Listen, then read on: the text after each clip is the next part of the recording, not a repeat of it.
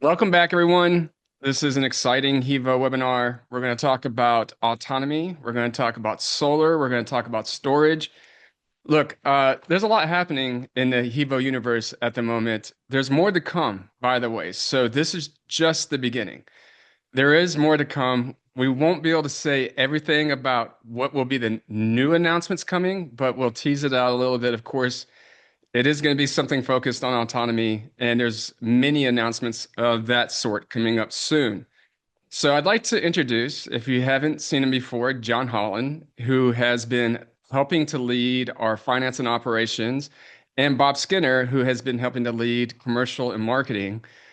Guys, welcome to this edition of HEVO. We're out of the blizzard. Thankfully, the snow has started to melt a little bit here in New York City. But there is a lot to talk on today. So let's go ahead and get started with the first announcement, which is the big one. We have secured a partnership with Being Global. And so just to speak to that point, uh, Beam Global does this solar and storage type of fast, deployable, construction-free system that can do up to 250 or so miles of charging per day.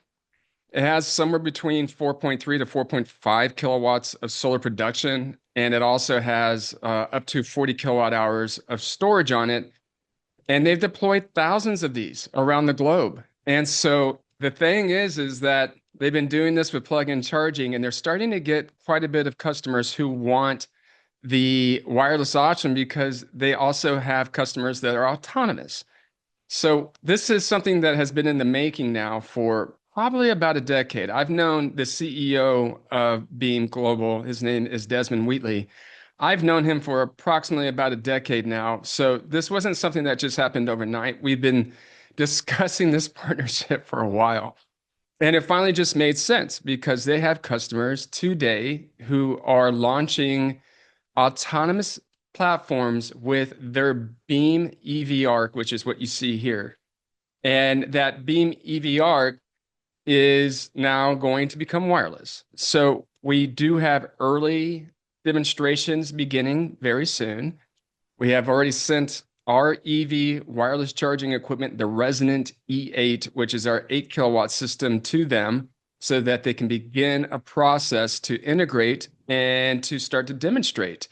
And we do know that they have customers to date in the UAE who are operating using the Beam EV Arc for autonomous vehicles. We know that. So these are all the things that are lined up. We have other commercial customers today that want this immediately for fast deploying construction-free operations for other autonomous fleets because there's a lot of new challenges that are happening in that space. And it's mostly around grid infrastructure that they don't have the ability to just quickly deploy these systems that they need for plug-in charging. And of course, they want that to be wireless so that there doesn't have to be a human intervention requirement so that they can finally make it a total autonomous play from end to end on the operational side. So we're excited to have this partnership finally unveiled. We've been working on this in the background for some time, so this was probably news to everybody. But this is the start of something that we're building as a bigger ecosystem around the total autonomous picture. And the lens of that is if you're going to have autonomy, you must have wireless charging. We have been speaking, even as of today, we've been speaking with major automakers that we've been working with for now several years and new ones as well. There's no bones about it. They all say the same thing. If you're going to have an autonomous platform, you must have wireless charging. And that is now starting to stick with major automakers who, frankly, have been reluctant to wireless charging for a lot of reasons that weren't so convincing to us, but maybe to them within their own internal controls. But now they're saying it outright too.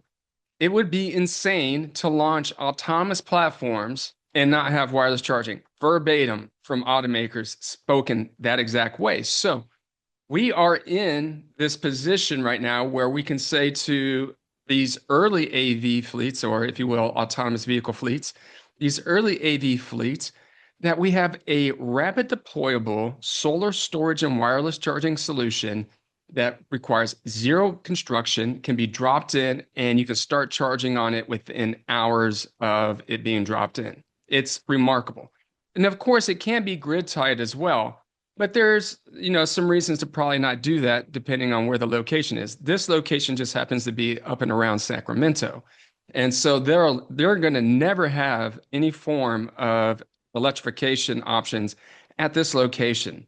It's just not going to be there. Even though it's next to a solar farm, they're not going to have the ability to connect it into the grid.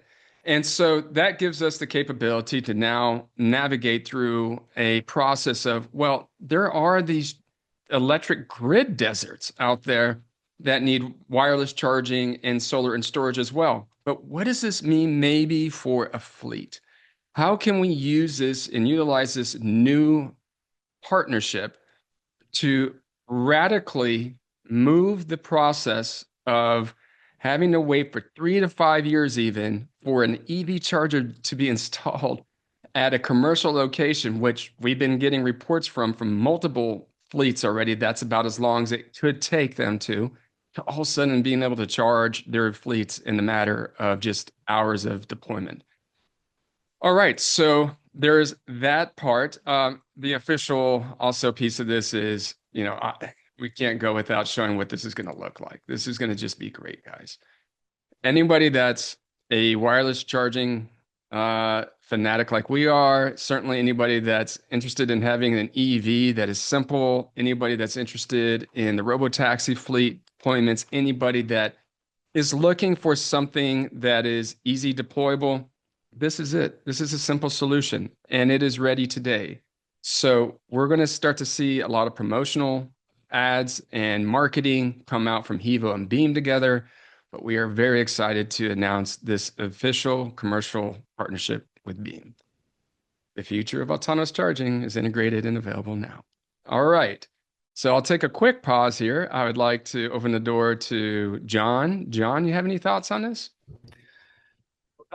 Very exciting. And if you go back to the last picture, for those in the EV industry, you might notice the name of the utility that is actually deploying this. So kudos to that. I think there's a lot of credibility to the fact that, as Jeremy just said, we can't get power to this, but it's being deployed by a very progressive utility in California. So I think that's super exciting with all the news coming out. And I'm sure Jeremy will get to that with all the everything that's come out just in the past 7 days on autonomous vehicles funding into it. This is just this is the inflection point, in my opinion. Bob, anything for your side as well? Yeah, I mean it's the momentum already this year towards autonomous vehicles across the OEM spectrum and the new players is just phenomenal, and that is going to really drive the mass adoption, I think, of wireless. And this solution to be able to drop it in and also move it around brings the ultimate flexibility in terms of a charging infrastructure at a literally just a parking space, in terms of the fit. Being able to just set it in one parking space is amazing. So love it. Yeah, we were on a call yesterday with a sector, I guess, a leading in a sector that they have a wait of 3 to 5 years to bring in EV charging, not due to the utility, not due to anything else, just the regulations and the government red tape that they go through. So if it is deployable and not permanently affixed, we can go in immediately. So as you can imagine, 3 to 5 year cutout on your ROI and TCO calculations is just, pays for itself immediately. So more to come on Yeah, that later, right? In future segments, but that's a little teaser. you just nailed something. So let's just talk real quick, if we can, on this point related to, well, how does this potentially start to lead into autonomous vehicles and fleets, and what's the ROI calculator? And we have obviously we've been receiving a lot of data with our fleet customers over the last several years. And I'd like to talk about some of the key challenges that we're facing to deploy with fleets, but we're trying. to get something moving here. And some of that has to do, frankly, with the vehicle integration. The biggest challenge that we have in deploying with fleets right now is the vehicle integration. It's not because our system isn't ready and able to do it. That's not the problem. The problem is that vehicles aren't equipped with easy ways to connect our wireless charging onboard charger, so the wireless OBC. There's nothing that's out there that's really easy and available to do that, with the exception of potentially the Cybertruck, which apparently does have wireless charging connectors on it to allow us to do an aftermarket program potentially for the Cybertruck. And the other option out there is now the Porsche Cayenne, and they have, of course, their wireless charging solution coming out this year for that Cayenne. And so that would also open up the door to the possibility of us looking at putting our wireless charging solution onto that if people were interested in doing that. Of course, they've already selected for another supplier, but at the end of the day, if their systems are 8 to 10 grand, and we can offer systems for, say, below five or even below $3,000 total in for the vehicle and the grid side, I would imagine people would be interested in that. On top of that, it's bidirectional. So we have to also account for the idea that people do want to see bidirectionality as part of that program. But here you can see the ROI drivers. And the biggest thing here is that if we're looking at a fleet, there's a possibility of eliminating up to 1 to 2 full-time employees per 20 to 30 vehicles. This is direct reporting from the fleets themselves. So I'm talking about major logistic fleets, the likes of, a lot of names that you would recognize, obviously, that are operating these electric vans today. But the other thing is that they often have some challenges with anywhere from 3 to 7% average problems with people plugging in that forget to plug in, or they plug in the vehicle and it wasn't connected correctly, and they walk out from the fleet yard and come back the next morning and the vehicle wasn't correctly charged. So there's that challenge. There's also the challenge of depot efficiency. For every single plug-in charger that they put in, it eliminates a potential extra space. So what we have heard is somewhere between 10 to 20% of spaces in a fleet yard are eliminated because of the bollard and the cord and the charger and all the stanchions and everything that's there to protect it. So that puts it in a unique situation. That means you're giving up space to bring on electric cars. It's not really a great model. And there's these other things like lower maintenance because you don't have the cord damage, the connector damage. It's a pad on the ground. There's a pad inside the vehicle. You can drive over it. It's been rated for that. It's been rated for outdoor UV rays, salts, lubricants, everything. So it's UL certified totally for all those kinds of applications, indoor, outdoor. It can be put on top of the pavement. It can be put flush mounted to the pavement. It can even be put underneath the pavement. So all those different types of options are there for whenever you want to install that. And of course, the same thing is the case for somebody at their home. So this is obviously very fleet centric in our conversation right now, but know this, that wireless charging is meant for everybody.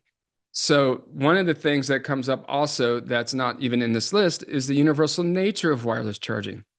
Wireless charging always has this same standard for charging no matter what location you're at and what charger you're using, because there's one international standard for it versus plug-in charging, which has numerous different plug-in charging connector standards, and there's ports all over the vehicle. So in one vehicle, the port's on the front, on a different vehicle, it's in the back. There's all these kinds of key things that you have to deal with as a plug-in charging operation, not to mention that the connectors are different too.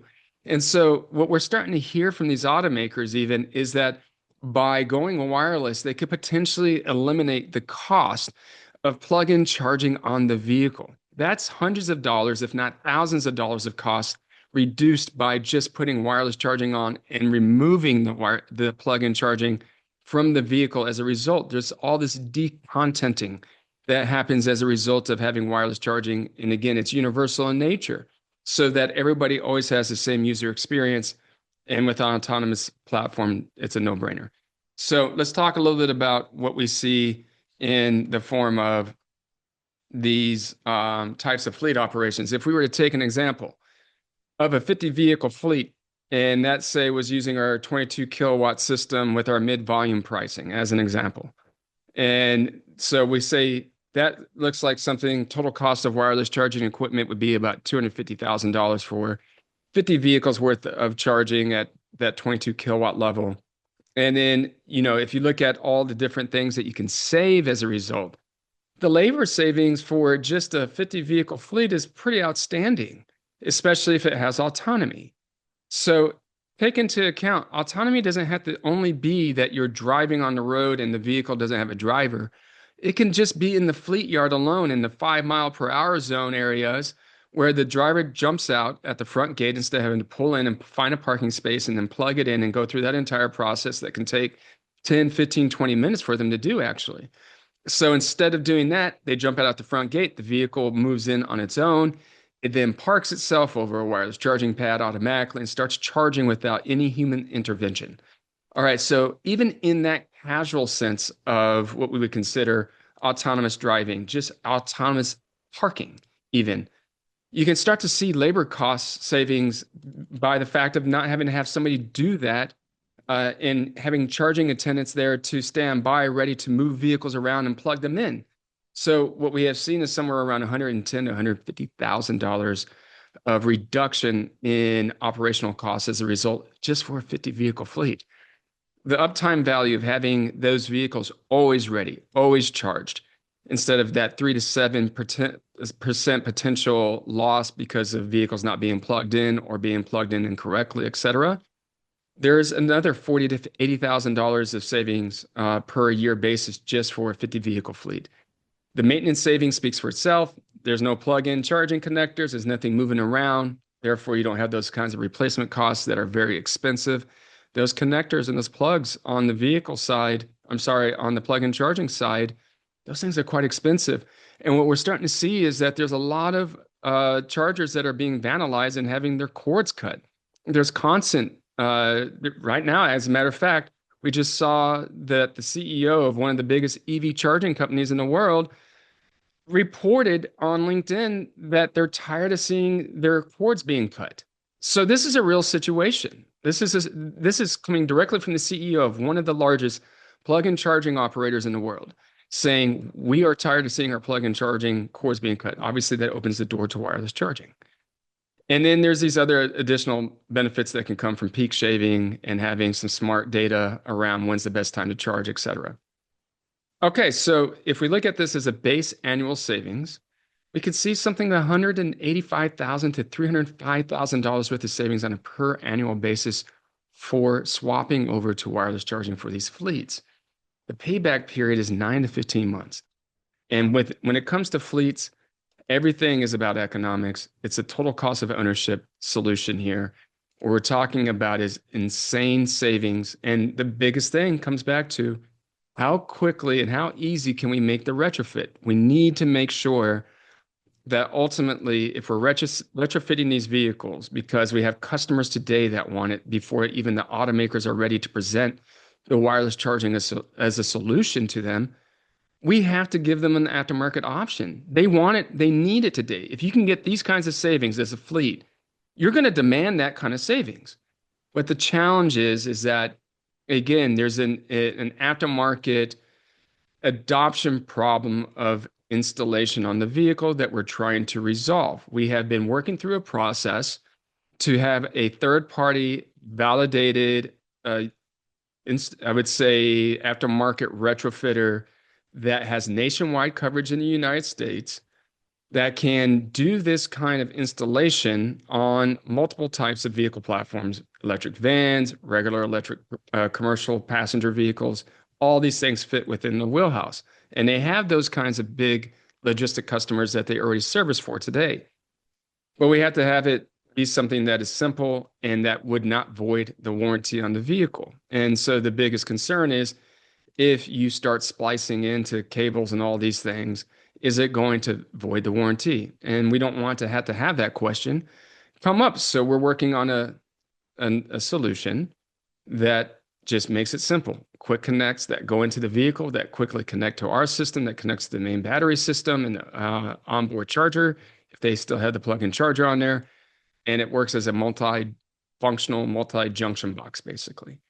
We have to work on that. It'll be a little bit of work, but this isn't something that is supernatural. This is all stuff that is basically equipment, but parts supplied daily with long-term supply lines, and it's all off the shelf. So we're working towards that. solution. If we can put this together, we think we have a quick run to many customers who are already demanding this today. So we're working on that.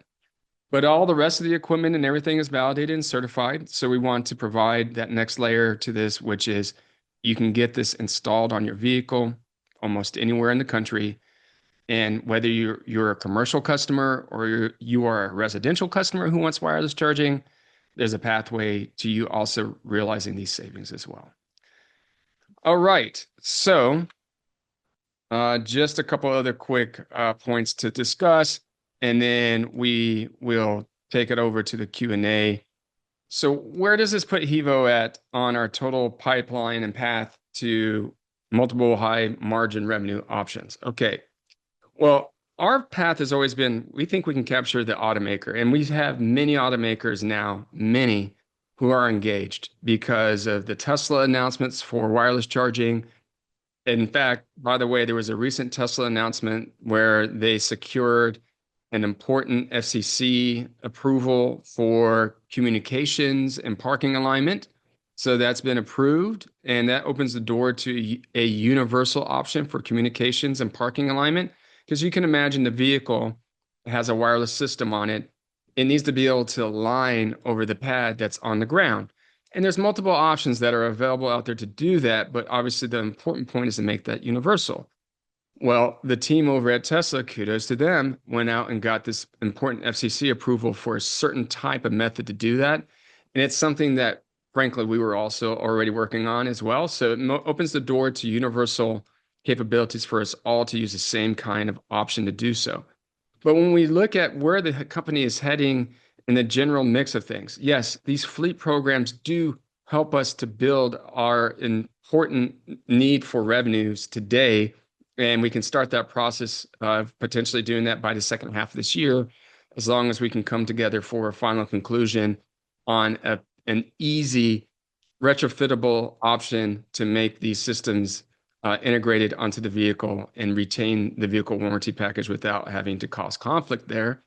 But the point is that we do get to that high volume state of automaker related volumes within the 2028, 29, 2030 timeline, which is what we have been promoting now for some time. And that's continuing to be the case. So we are out there trying to capture these automakers with our hardware because it's priced incredibly well. Certainly much more competitive than any of our competitors out there. Just to put a note out there, the pricing that we've heard from some of our other competitor pricings has been anywhere in the range of 10 to 40x more expensive than our equipment.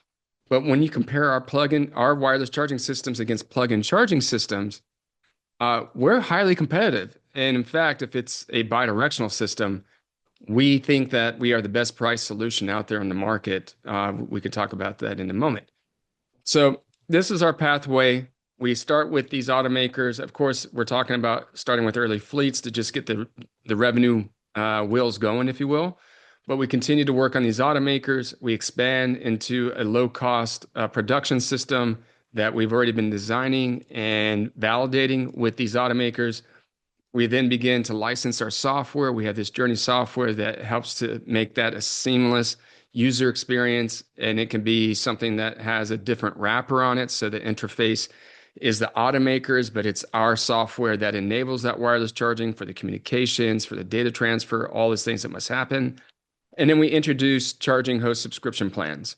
So we think that one of the key things here is to work with these big charge point operators and these charging hosts who already have plug-in charging and have already been reporting that they need to get out of this business of plug-in charging because people are still in the cables. So they can easily retrofit those locations with our wireless charging. There's no real change to the grid or anything. Only thing they need to do is just have that grid connection ready to go, and they can put our wireless charging in. And then they have a subscription for our software and for the management of that hardware. It makes that much, much more of a real model for them than what they're experiencing today. We continued the process of reducing our prices through more volume and get to the point where that adoption curve really points to wireless charging as the primary method of priority charging. And that allows us to start to consolidate the competition, not only the competition of other wireless charging companies, but potentially opens the door to converting some of these other outdated, antiquated plug-in charging companies who are really just barely hanging on because they have so much high costs related to their plug-in charging operations. That gives us a chance to convert those public locations that are already plug-in chargers with these antiquated options to wireless charging. And then it allows us to start to introduce subscription models even for the users. So instead of you having to pay for a per mile basis or for the power or for a session or whatever that may be, it allows for us, as we start to expand that network, the opportunity to give you a single base price where instead of you having to figure it out as you go, you have a standard monthly price like you do for your mobile phone. So it becomes more of like a telecoms model in that way. And you can just pay a single monthly price and have unlimited charging at any of the locations that are offered by HEVO or any of our charging host partners. And then finally, it allows for us to drive the momentum towards this idea of adopting the eventuality of dynamic charging, where instead of just only having the option for static charging, where you pull up to a parking location, stop and charge, this opens the doorway to being able to drive and charge at the same time. That technology is being tested by cities and governments all across the world right now from some of our competitors. We think we have a better technology that will make that much, much more cost efficient. And so eventually we will unveil what that technology looks like. It'll take years for that to really occur. We believe right now, over the next 5 to 10 years, the world is going to be primarily static charging. But in the next, say, 10 to 20 years after we get past this first run of wireless charging being adopted in, these automakers putting it in the cars, getting the subscription model going with the users, et cetera, and consolidating, there's this open opportunity to then think about the bigger infrastructure play here and making a full solution that makes it more than comparable, if not even the better competitive option than internal combustion engine fueling, or if you will, petrol fueling. Because if you can drive and charge, you're perpetually never going to have to stop to charge, in other words. And it is a very interesting opportunity, but it's something that's on the horizon out quite a bit. Right now, we have enough already on our plate with all these fleets, autonomous vehicle platforms, and these automakers who are bargaining for a position to get product out immediately. All right, so hopefully that gave you some good insight. Just to come back to this bidirectional solution and talk just really quickly about what that looks like, and this will be the wrap, and then we'll start taking questions.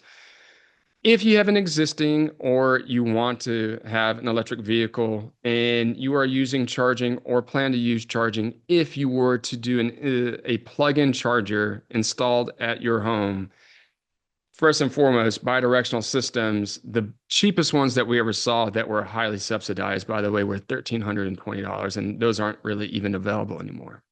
And so what is bidirectionality? Let me tell you what it is. It means that your vehicle becomes basically like a back generator to your home.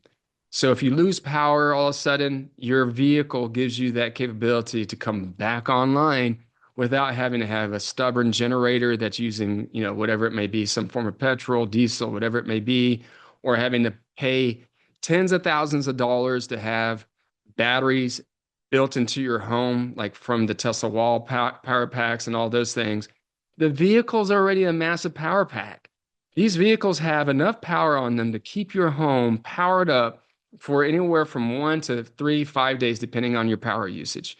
So these vehicles are a relative use case for whenever you have a blackout.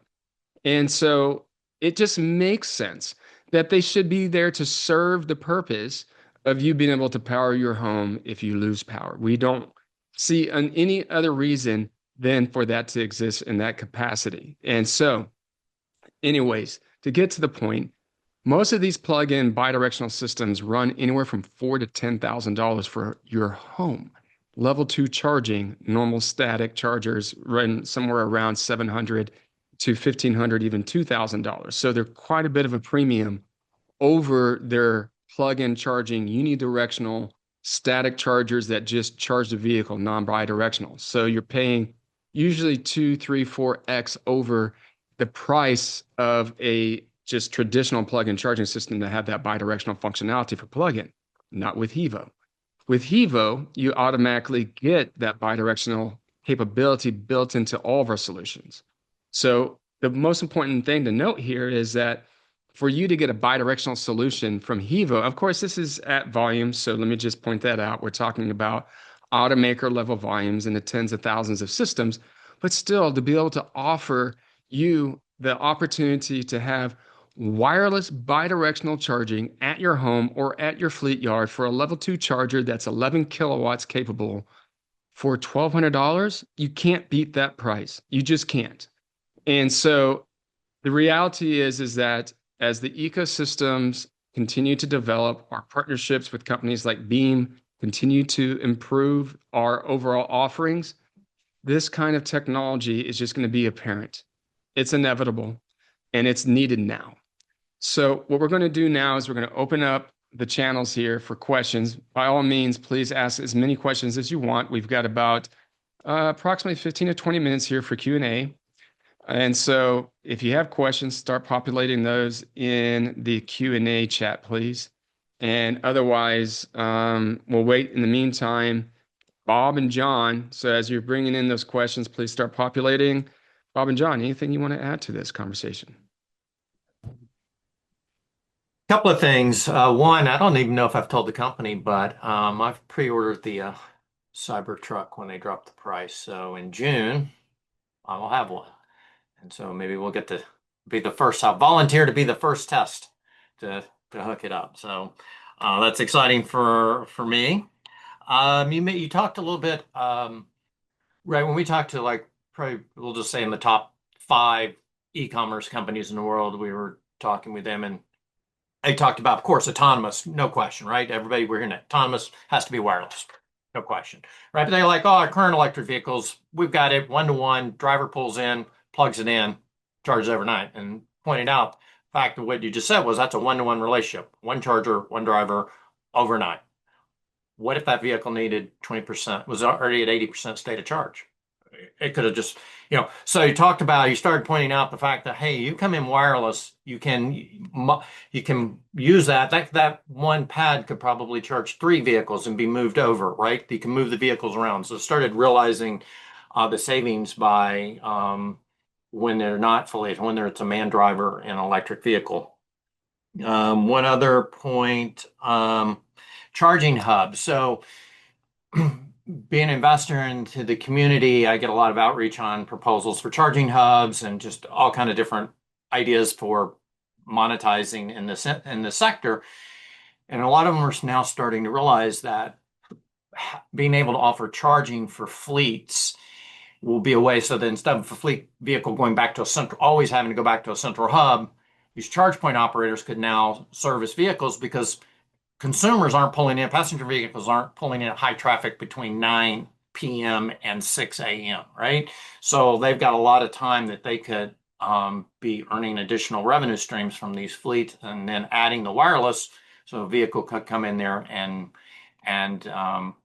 pick up a charge and have a place overnight to be stored, and usually in a secure and lit area, and be able to earn an additional income off that space that's basically dead time at night for them. So I'll flip it over to Bob if he has any more to add.